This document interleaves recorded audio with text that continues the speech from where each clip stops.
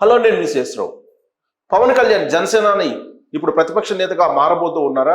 ఆయన కూటమిలో చేరినప్పటికీ, కూటమిలో ఉన్నప్పటికీ కూడా ఎన్నికలు అయిపోయిన తర్వాత ఇప్పుడు ఆయనకి 21కి 21 గెలుచుకుని 100% స్ట్రైక్ రేట్తో ఉన్నటువంటి పవన్ కళ్యాణ్ భవిష్యత్ రాజకీయం దృష్ట్యా అడుగులు వేయబోతూ ఉన్నారా? ఆ క్రమంలోనే చంద్రబాబు నాయుడు క్యాబినెట్ లో చేరడానికి దూరంగా ఉండాలి అనేటువంటి ఒక అభిప్రాయానికి, ఒక నిర్ణయానికి వచ్చారా? ఇలాంటి ప్రశ్నలు ఇప్పుడు వినిపిస్తూ ఉన్నాయి. జనసేనలో కూడా ఇలాంటి టాకే నడుస్తుంది.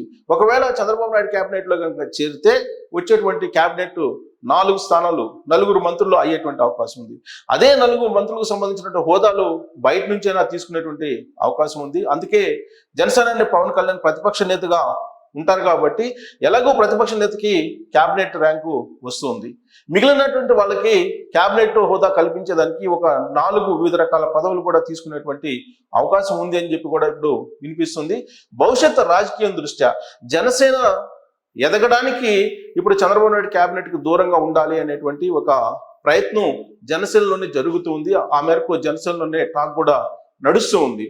ప్రస్తుతం ఉన్నటువంటి పరిస్థితుల్లో ఆంధ్రప్రదేశ్ అసెంబ్లీలో కంప్లీట్ గా సీన్ భిన్నంగా కనపడబోతోంది. ఇప్పటి వరకు ఏలినటువంటి జగన్మోహన్ రెడ్డి ఇప్పుడు ప్రతిపక్ష హోదా కూడా లేకుండా పోయింది. ఆయనకు ఉన్నటువంటి 11 మంది ఎమ్మెల్యేలు కూడా 8 మంది ఎమ్మెల్యేలు ఆల్మోస్ట్ అటు జనసేన వైపు, తెలుగుదేశం పార్టీ వైపు, బీజేపీ వైపు చూస్తున్నట్టు కూడా కనిపిస్తుంది. ఇలాంటి పరిస్థితుల్లో జగన్మోహన్ రెడ్డి అసలు అసెంబ్లీకి హాజరు అవుతారా లేదా అనేటువంటి ఒక చర్చ కూడా నడుస్తుంది. అందుబాటులో ఉన్నటువంటి కొంతమంది లీడర్లతోటి అత్యవసర సమావేశాన్ని జగన్మోహన్ రెడ్డి ఏర్పాటు చేసుకున్నారు. ఈ క్రమంలో రాబోయేటువంటి కొత్త అసెంబ్లీకి హాజరు కావాలా లేదా అనేది జగన్మోహన్ రెడ్డి చర్చించుకుంటూ ఉన్నారు. అయితే వైఎస్ఆర్ కాంగ్రెస్ పార్టీ వర్గాలు లేదంటే జగన్మోహన్ రెడ్డి అభిమానులు కానీ, జగన్మోహన్ రెడ్డికి సంబంధించిన సన్నిహితులు కానీ చెప్పేటువంటి మాట, జగన్మోహన్ రెడ్డి అసెంబ్లీలో అడుగుపెట్టే అవకాశం లేదు, ఆయన ఎమ్మెల్యేగా కూడా ప్రమాణ స్వీకారం చేయబోరు అనేటువంటి ఒక టాక్ అయితే వినిపిస్తుంది. ఒకవేళ ఎమ్మెల్యేగా ప్రమాణ స్వీకారం చేసినప్పటికీ అసెంబ్లీలోకి ఆయన రారు, వచ్చినప్పటికీ కూడా ఆయన ఒక సభ్యునిగా మాత్రమే మిగులుతారు కాబట్టి అసెంబ్లీలోకి రాకుండా అసెంబ్లీకి దూరంగా ఉంటారు అనేటువంటి ఒక అభిప్రాయం అయితే వైఎస్ఆర్ కాంగ్రెస్ పార్టీ వర్గాల్లో ఉంది. కానీ ప్రజాస్వామ్యయుతంగా ఆయన ఖచ్చితంగా ఎమ్మెల్యేగా అయినా సరే హాజరవ్వాలి, ప్రజలు ఇచ్చినటువంటి మ్యాండేట్ని గౌరవించాలి, ప్రజాస్వామ్యబద్ధంగా వచ్చినటువంటి తీర్పుని గౌరవించి ఆయన అసెంబ్లీకి అయితే రావాలి. ఒకవేళ అసెంబ్లీకి వచ్చినా ఆయనకైతే ప్రతిపక్ష హోదా ఉండదు, కేవలం ఒక సభ్యుడిగా మాత్రమే ఆయన హాజరు కావాల్సి ఉంటుంది. ఇప్పుడు మారినటువంటి సినారియోలో ప్రధాన ప్రతిపక్షంగా ఇప్పుడు జనసేన ఉండబోతుంది. సో జనసేనని ప్రధాన ప్రతిపక్ష నేతగా ఆయన అసెంబ్లీలో తన వాయిస్ని వినిపించబోతూ ఉన్నారు. ప్రధాన ప్రతిపక్ష నేత అంటే క్యాబినెట్ హోదా వచ్చేటువంటి అవకాశం ఉంది. అంటే కనీసం 18 మంది ఎమ్మెల్యేలు ఉంటేనే ప్రధాన ప్రతిపక్ష నేతగా గుర్తింపు ఉంటుంది, క్యాబినెట్ హోదా కూడా వస్తుంది. ఇప్పుడు 21 మంది ఎమ్మెల్యేలు జనసేన పవన్ కళ్యాణ్ ఉన్నారు కాబట్టి ఆయనకి క్యాబినెట్ హోదా కూడా లభిస్తుంది. అయితే మిగిలినటువంటి వారికి ఏ విధంగా సహాయం చేయగలరు ఆయన?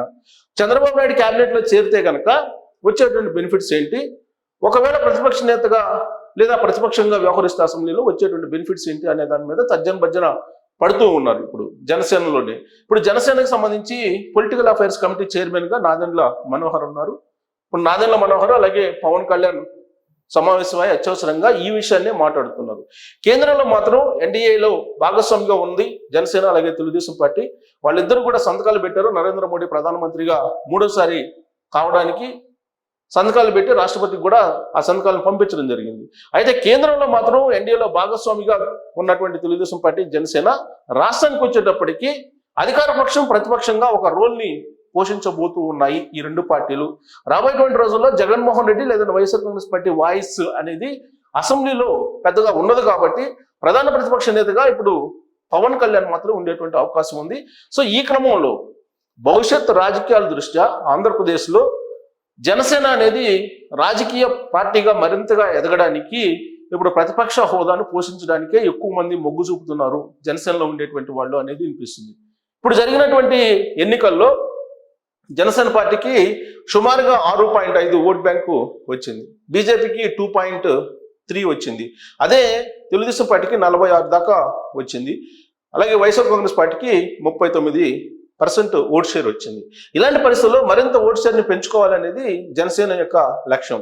అందుకే ప్రధాన ప్రతిపక్ష హోదా పోషించాలి అనేటువంటి ఒక ఆలోచన ఇప్పుడు జనసేనలో కలుగుతుంది. అందుకే చంద్రబాబు నాయుడు క్యాబినెట్ కు దూరంగా ఉండాలి అనేటువంటి ఒక అభిప్రాయం ఇప్పుడు జనసేన పార్టీలో వినిపిస్తున్నటువంటి క్రమంలో పవన్ కళ్యాణ్ ఎలాంటి ఈక్వేషన్ చేస్తున్నారు అని అంటే, ఆల్రెడీ పవన్ కళ్యాణ్కి అసెంబ్లీలో 21 మంది ఎమ్మెల్యేలు ఉన్నారు. 21 మందికి ఎమ్మెల్యేలు గెలిచారు. ఆయన గెలిచిన తర్వాత ఆయన ఇప్పుడు ఏం చేయబోతున్నారు అనేది అందరూ ఆసక్తిగా చూస్తున్నారు.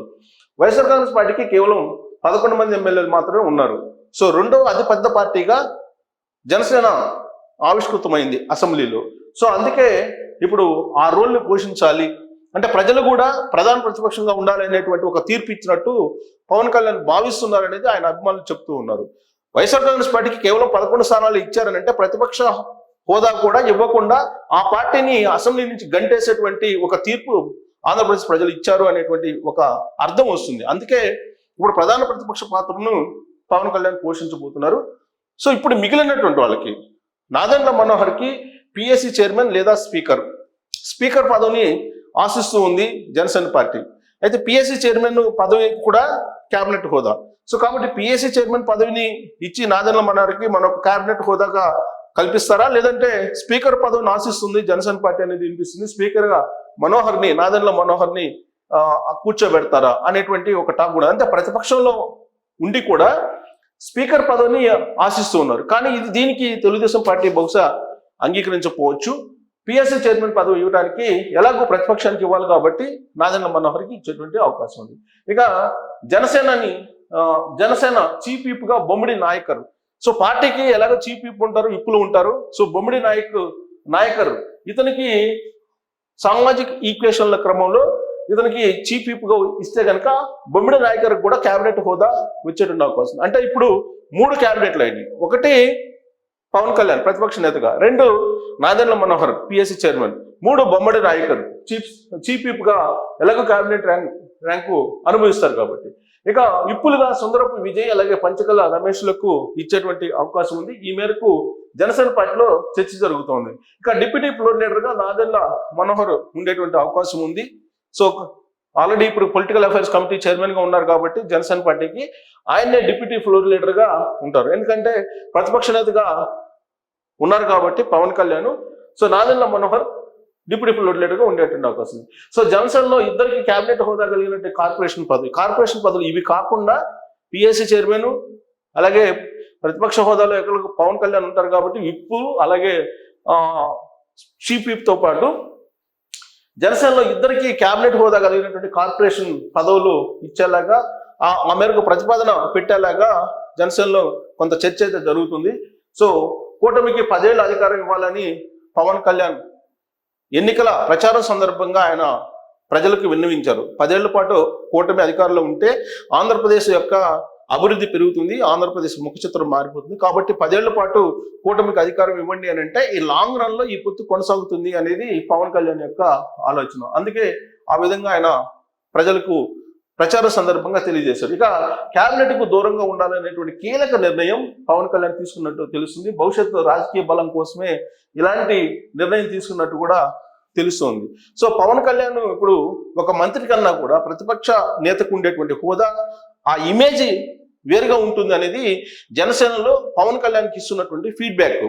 జనరల్ గా క్యాబినెట్ తీసుకొని లేదా డిప్యూటీ సీఎం అయి ప్రభుత్వంలో భాగస్వామి కంటే కూడా ప్రతిపక్ష నేతగా ఉంటే కనుక ఆ హోదా వేరే ఉంటుంది.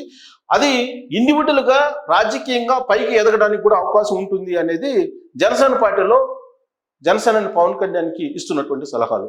సో ఈ మేరకు పవన్ కళ్యాణ్ మరి ప్రతిపక్షంలోనే ఉంటూనే ఆయన పోరాడతారా, లేదంటే చంద్రబాబు నాయుడు క్యాబినెట్ లో ఆయన మంత్రి పదవులను తీసుకుంటారా అనేటువంటి ఒక చర్చ అయితే నడుస్తుంది. ఒకవేళ మంత్రి పదవులు తీసుకుంటే కనుక 4 మంత్రి పదవుల్ని అడుగుతున్నట్టు కూడా తెలుస్తుంది. ఈ 4 మంత్రి పదవులు తీసుకునే దానికన్నా కూడా ఎలాగో 4 ఆల్రెడీ ప్రతిపక్ష నేతగా ఉండగాని వస్తాయి కాబట్టి ఇప్పుడు క్యాబినెట్ లో నుంచి దూరంగా ఉంటే చంద్రబాబు నాయుడు క్యాబినెట్ కి ఒక ఇండివిజువల్ పార్టీగా ఎదిగేదానికి పరోక్షంగా ఉపయోగంగా ఉంటుంది అనేది జనసేన యొక్క అభిప్రాయం. అందుకే ఇప్పుడు తెలుగుదేశం పార్టీ లేదా చంద్రబాబు నాయుడు క్యాబినెట్ లో దూరంగా ఉంటూ పవన్ కళ్యాణ్ ఒక నిర్ణయం తీసుకున్నట్టు అవకాశం ఉంది అనేది సరికొత్త చర్చ జరుగుతుంది. సో దీనికి మరి ఫైనల్ గా ఏదైనా నిర్ణయం తీసుకుంటారు దానికి చంద్రబాబు నాయుడు యాక్చువల్గా క్యాబినెట్లో చేరాలి, క్యాబినెట్లో ఉండాలి అని చెప్పి పవన్ కళ్యాణ్ చెప్తూ ఉన్నారు. బట్ పవన్ కళ్యాణ్ అలాగే పిఎస్సి చైర్మన్ నాదెళ్ల మనోహర్, జనసేనలో ఉండేటువంటి లీడర్లు అందరూ కలిసి ఎలాంటి నిర్ణయం తీసుకుంటారు అనేది ఒక ఉత్కంఠమైనటువంటి పొలిటికల్ ఎపిసోడ్గా ఇప్పుడు ఆంధ్రప్రదేశ్లో కనిపిస్తూ ఉంది. సో దీని మీద మీ కామెంట్ చేయొచ్చు. పవన్ కళ్యాణ్ ప్రతిపక్ష నేతగా ఉండి ఇండివిజువల్గా ఎదగాల, లేదంటే చంద్రబాబు నాయుడు క్యాబినెట్లో చేరి ప్రభుత్వంలో భాగస్వామ్యం డైరెక్ట్గా కావాలా అనే దాని మీద మీ కామెంట్లు తెలియజేయచ్చు. Thank you very much.